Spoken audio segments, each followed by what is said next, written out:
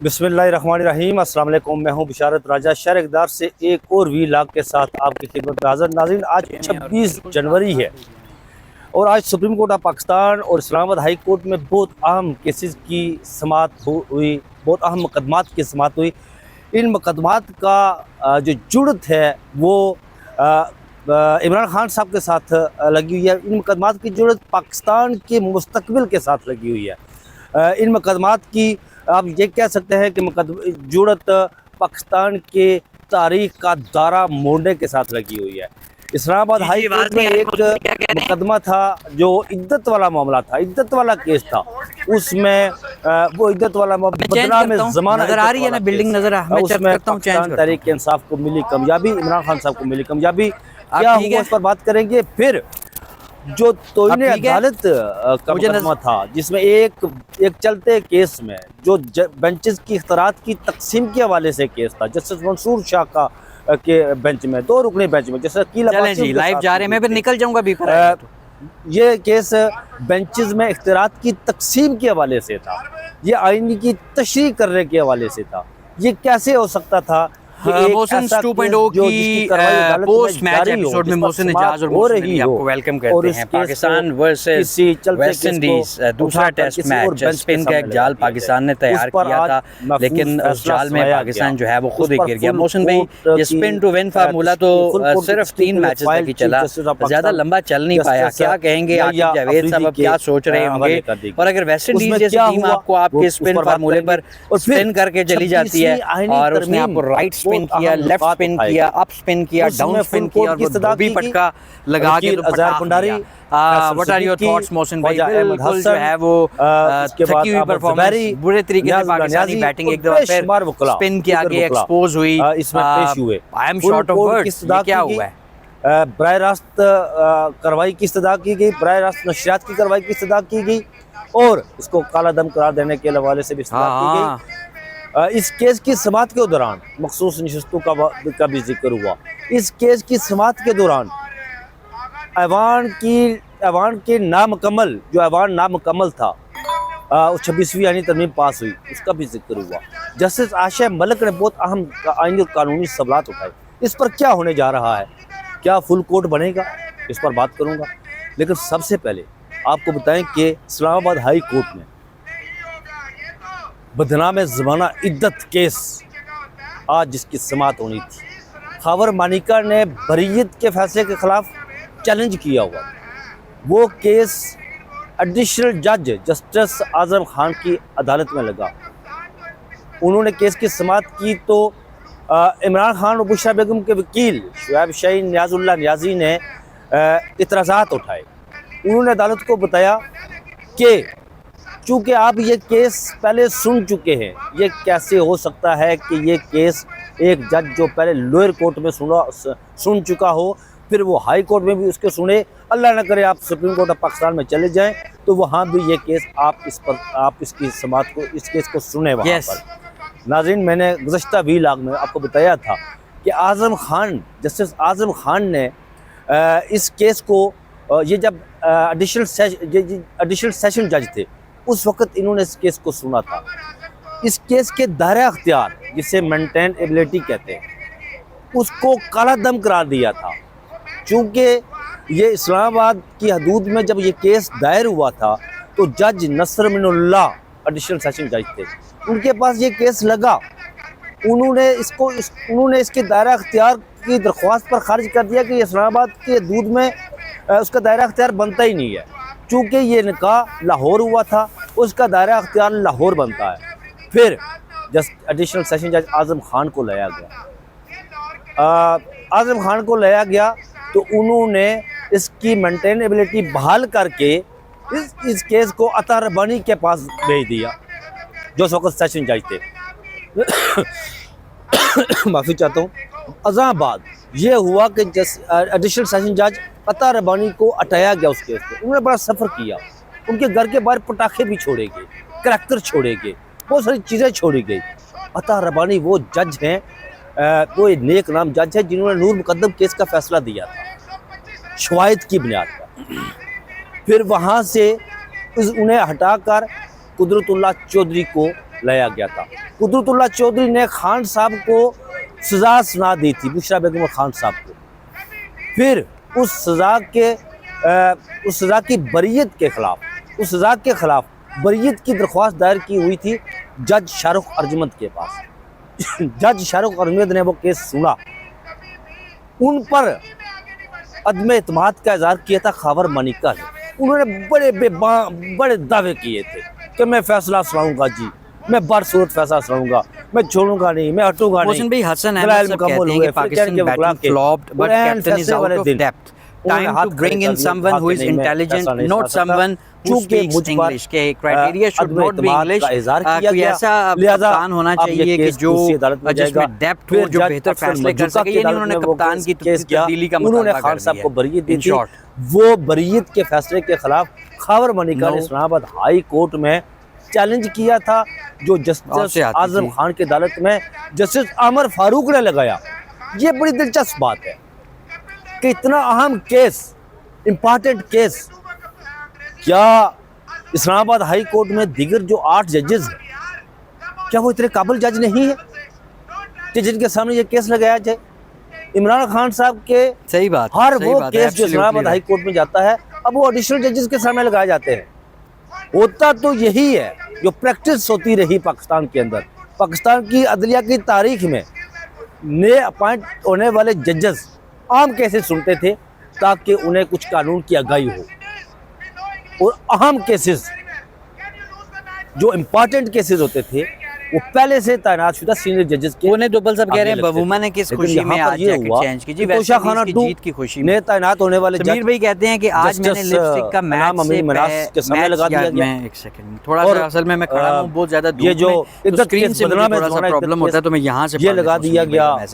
समीर भाई कह रहे हैं कि आज मैंने लिपस्टिक का मैच से पहले टीम हर्डल वाला इंग्लिश स्पीकिंग वीडियो देखा, वो क्या बोला कुछ किसी को समझ नहीं आया। अभी टीम हार रही है, तभी टीम हार रही है भाई। दुनिया के इलाकों में मोहसिन साहब उनके सामने ये केस लगाया ही नहीं गया, क्योंकि ये 2 जजेस एडिशनल जजेस जो आए हैं अदारा हज़ाक के असासा, इसीलिए ये केस उनके सामने लगाया गया, प्रेशराइज करने के लिए, खान साहब पर दबाव डालने के लिए कि भाई मान जाओ, साड़ी गल मान जाओ। लेकिन जब आजम खान पर एतराज़ हुआ तो उन्होंने ये फाइल भेज दी chief justice Islamabad high court justice Aamer Farooq के सामने कि ये केस अब नए बेंच के सामने लगाया जाए।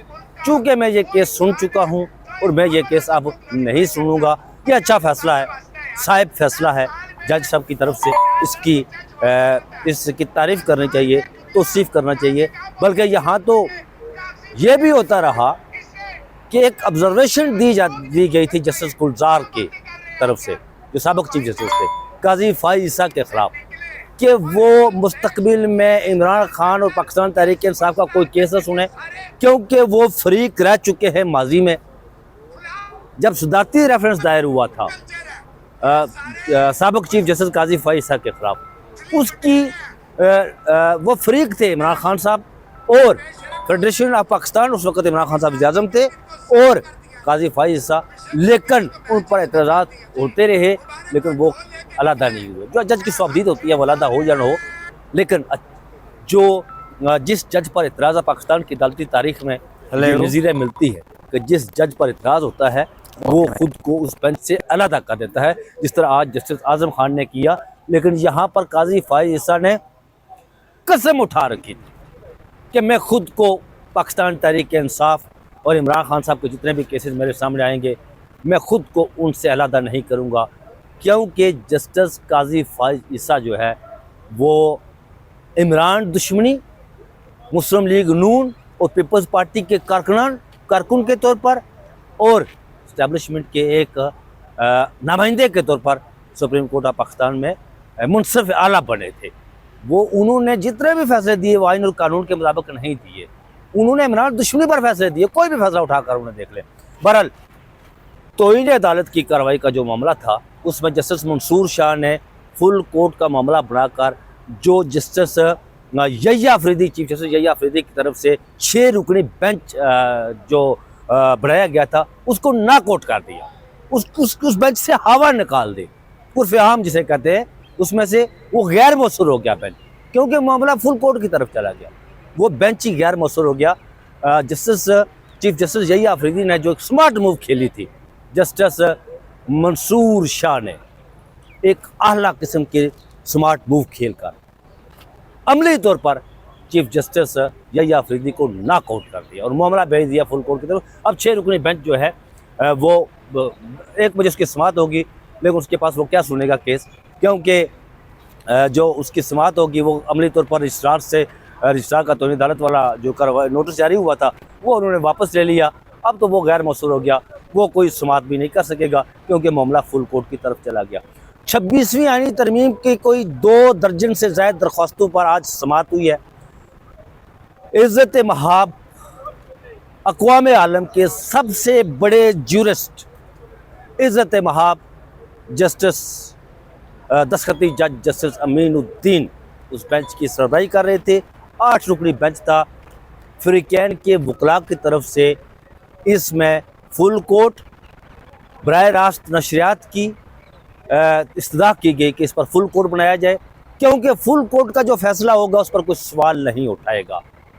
इस मौका पर इस जस्टिस आशा मलिक की तरफ से मखसूस नशिस्तों वाला केस का फैसले का जिक्र किया गया कि अभी तक उसमें मखसूस नशिस्तों का जो फैसला हुआ था उस पर अभी तक अमल दरामद नहीं हुआ। ऐवान की जो ऐवान था वो नामुकम्मल था। सेनेट जस्टिस आशा मलिक ने पूछा कि क्या चारों सूबों के नुमाइंदगी थी 26वीं आईनी तरमीम के पास होने पर, जिस पर उन्हें जवाब मिला कि खैबर पख्तूनख्वा की नुमाइंदगी नहीं थी सेनेट में। ऐवान नामुकम्मल था। मखसूस नशिस्तों का केस भी, मखसूस नशिस्तें भी, उस पर अमल दरामद नहीं हुआ और वो भी मेंबरान असम्बली मौजूद नहीं थे, जिस पर जस्टिस जमाल मंदोखेल ने यह कहा कि जो मतलूबा तादाद थी उस पर ऐवान पूरा था, 2/3 अक्सरियत से पास हुआ, जिस पर वकील फैसल सिद्दीकी ने यह कहा कि हाँ मतलूबा तादाद 2/3 थी जी, वो उन्होंने पूरी करनी थी, वो पूरी कर ली गई। फिर सरदार अख्तर मैंगल की पटिशन को, वो ग्रांट बड़ी अहम ग्रांट है, उसके निकात अदालत के सामने बयान किए गए सरदार अख्तर मैंगल की, कि किस तरह उनकी पार्टी के मेंबरान को अगवा किया गया और वोट डलवाए गए। सेनेट में व्हील चेयर का जिक्र किया गया। शफा किसी एक हॉस्पिटल में, शफा किसी एक हॉस्पिटल में भी वो उनका सेटर मौजूद था, उस प्रेस कॉन्फ्रेंस का भी जिक्र किया गया। जस्टिस मोहम्मद अली मजहर की तरफ से, अब देखिए मैं भाई बात सीधी है कि मैं फ़नून लतीफ़ा का बड़ा कदरदान हूँ। अगर कोई अच्छा डांस करता है, अच्छी ढोलकी बजाता है, अच्छा पियानो बजाता है तो उसकी कदर करनी चाहिए, वो फ़न उसके पास फ़न है। अब जस्टिस मोहम्मद अली मजहर अगर ढोलकी अच्छी बजाते हैं, सिंगिंग अच्छी करते हैं तो उसकी कदर करनी चाहिए। लेकिन उनकी तरफ से जो सवालात उठाए गए वो ऐसा लग रहा था कि वो आईनी और कानूनी सवालात नहीं है, वो एक आम फहम सवालात उठाए गए। उन्होंने कहा जी कि इसी को फुल कोर्ट समझा जाए जी, जुडिशल कमीशन ने फैसला किया आईनी बेंच इसी का। वो तो बाकी जजेस क्या है यहाँ पर, वो अदर जजेस हैं, वो आईनी नहीं है, वो क्या है। सुप्रीम कोर्ट ऑफ पाकिस्तान तो एक आईनी अदालत है जी, अपीलेट अदालत है, तो वो लोग क्या है फिर, वो जजेस जो बाकी है वो क्या है।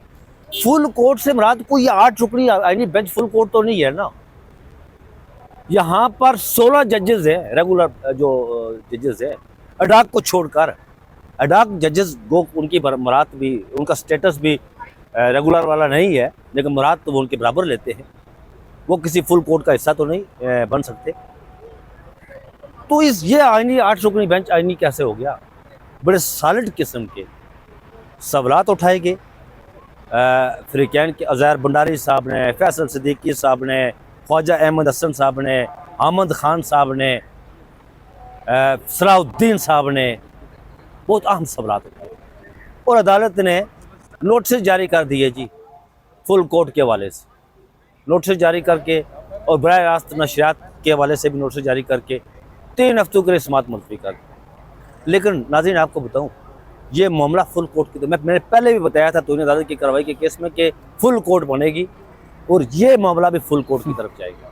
ये 8 रुकनी बेंच आईनी बेंच नहीं है, 26वीं आईनी तरमीम पर स्याह बादल मंडरा रहे हैं। 26वीं आईनी तरमीम प्रैक्टिकली नाकआउट हो चुकी है।